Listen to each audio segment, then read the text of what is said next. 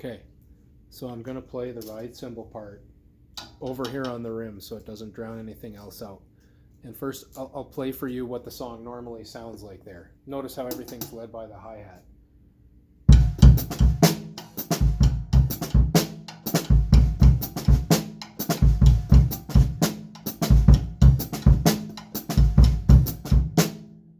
So I added, it didn't seem like the hi-hat was doing enough to ground the beat, so I was trying to figure out a way, okay, well, if I'm playing ghost notes with my left hand, how can I get the hi-hat to ring? And I kind of found a solution by messing around with it slow like this.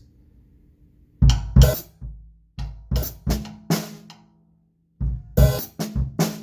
this.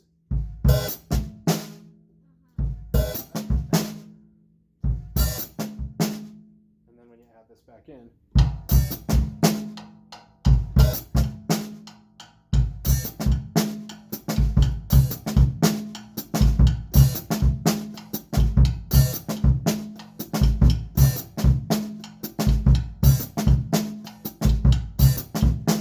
still a little shaky, but there's times when I get it.